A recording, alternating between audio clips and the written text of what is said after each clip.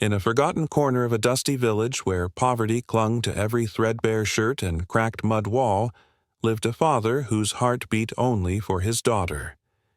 He was no hero in the eyes of the world. No wealth, no grand deeds, just a wiry frame stooped from endless labor and hands stained black with grease. Yet in his chest burned a love so fierce it could shame the sun. Day after day he toiled, hauling sacks, fixing broken bikes, driving rickety carts through monsoon mud, all to ensure his little girl had rice on her plate, a patched dress to wear, and a chance to sit in a classroom with dreams bigger than their crumbling home. But to his daughter, this man, with his calloused hands and sweat-soaked brow, was an embarrassment, a stain on her childish pride. She cringed at his rough voice calling her name, hid when his battered bicycle rattled up to the school gate. Once, in a moment that would haunt her forever, she spat out words that cut deeper than any knife. "You're not my father!" His face froze, eyes dimming with a pain he'd never voice. He turned away, shoulders hunched, and said nothing. That silence would echo through her life, a wound neither time nor success could heal. Years passed, and the girl, now a young woman, fled the village for the city's glittering promise. She chased ambition with a hunger that left no room for the past. University degrees, sleek apartments, and polished friends filled her days. Her father's calls grew rare, then stopped. His letters, scribbled in shaky handwriting on cheap paper, piled up unread in a drawer. She told herself she'd visit soon, maybe next month, next year, when life slowed down. But life never did. The village, with its muddy lanes and thatched roofs, faded into a distant memory, and her father became a ghost she barely acknowledged. She was free, successful, untethered from the shame of her roots, or so she thought. Then came the call that shattered her world. Her mother's voice trembling through the phone. "He's gone." No warning, no goodbye, just gone. The woman boarded a bus back to the village, her heart a tangle of dread and disbelief. The city's hum faded as the road wound through, fields leading her back to the place she'd abandoned. The house stood as it always had, sagging, weathered, defiant against time. But it was empty now. No familiar shuffle of feet, no quiet hum of her father's voice, only a cold wind whistling through the cracked door. On the worn wooden table sat a small, battered box, its edges smoothed by years of careful handling. Her hands shook as she opened it, and what she found broke her in ways she'd never imagined. Inside were relics of a love she'd never deserved. A faded photo of her first day at school, her tiny hand clutching his. A crumpled letter she'd written at 10, full of childish promises to make him proud. A certificate from her university days, carefully laminated to preserve it. A scrap of cloth with her name stitched in clumsy, loving threads. A birthday gift he'd made in secret, too shy to give. Each item was a piece of her life, cherished. By a man she'd pushed away. And tucked at the bottom, a note in his uneven scrawl. "My girl, you're my world. Always." She sank to the floor, the box clutched to her chest, sobs tearing through her. The weight of her betrayal crushed her.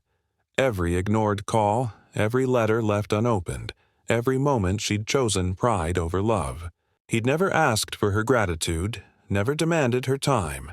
All he'd wanted was her happiness, and she'd given him nothing but silence. The village whispered stories of her father's final days. Neighbors spoke of a man who worked until his body gave out, who smiled when he talked of his daughter's city life, who kept her photo by his bedside even as his strength faded. He'd been sick for months, they said, but refused to burden her.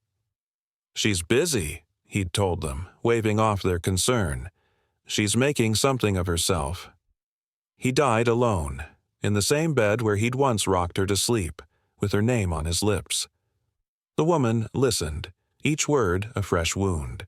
She'd built a life of triumphs, degrees, promotions, a name that opened doors, but none of it mattered now. Success was ash in her mouth without him to share it. The box became her obsession. She pored over its contents, tracing the creases of his letters, memorizing the texture of the cloth he'd sewn. Each item screamed of a love she'd been too blind to see. She remembered the days he'd walked miles to save bus fare for her school books, the nights he'd gone hungry so she could eat. She saw now the pride in his eyes when she'd won her first award, the way he'd lingered at the school gate, hoping for a glance from her. And she saw, too, the hurt she'd caused, the way his shoulders sagged when she'd turned away, the flicker of pain when she'd snapped at him. She'd been a child then. But what was her excuse later? Why had she let ambition bury the one person who'd given her everything? The controversy of her story spread like wildfire. Some in the village pitied her, seeing a daughter crushed by grief and guilt. Others judged her harshly, calling her ungrateful, a traitor to the man who'd sacrificed all. How could she, they muttered, shaking their heads, to abandon him like that after everything he did? Online, her story sparked heated debates. Some defended her, arguing that youth and ambition often blind us to what matters most. She didn't know, they wrote. She was chasing a better life, like anyone would. Others were merciless. She had years to make it right. She chose herself over him. That's not a mistake, it's a betrayal. The woman read these words, each one a mirror to her shame. She didn't defend herself. How could she, when the truth was carved into her soul? She'd failed him, not once, but countless times. Yet the story's heart wasn't in the arguments or the blame. It was in the raw, aching truth of her father's love. A love that endured her rejection, her absence, her cruelty. He'd never stopped believing in her, even when she'd stopped believing in him. The box was proof, a shrine to a daughter who'd turned her back, built by a father who'd never wavered. That love was both her salvation and her torment. It lifted her, showing her the depth of what she'd lost, and it crushed her, reminding her she'd never repay it. She began to speak of him, first to friends, then to strangers, then to the world. She wrote of his hands, rough as sandpaper, but gentle when they brushed her hair. She spoke of his silence, not cold, but heavy with unspoken love. She shared his story, not to absolve herself, but to honor him, to give voice to the man she'd silenced. Her words struck a chord. People wept reading her posts, seeing their own parents in her father's quiet devotion. They called their mothers, hugged their fathers, sent messages they'd delayed too long. Her story became a mirror, reflecting the fragility of time and the cost of taking love for granted. But it also sparked unease. Was she exploiting his memory for redemption? Was her grief genuine, or a performance to ease her guilt? Critics called her opportunistic, accusing her of turning a private tragedy into public catharsis.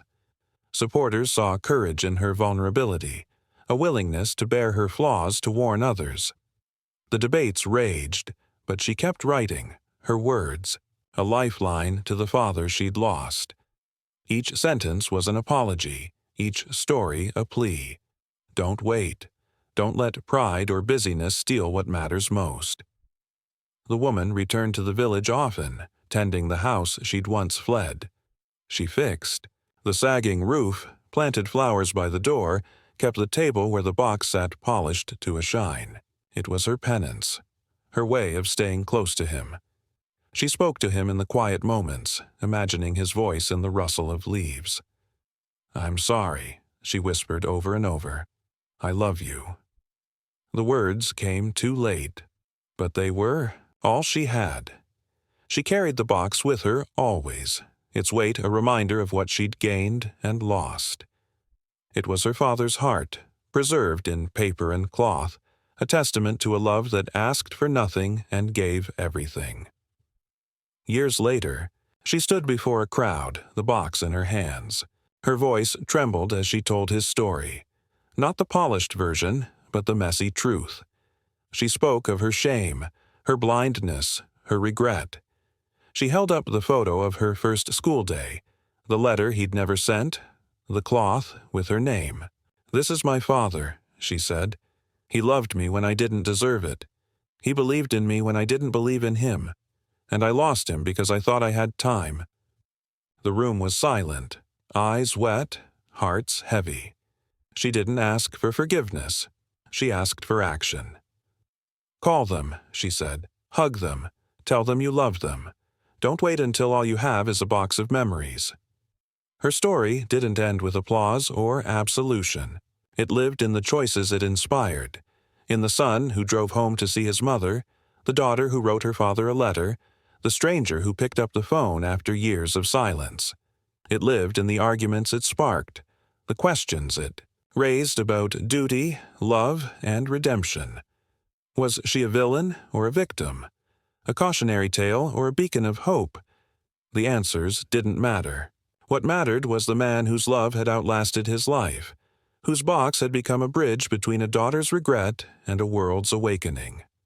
And somewhere, in the quiet of a place beyond time, he watched her, his eyes as gentle as ever, whispering, "My girl, you're my world, always."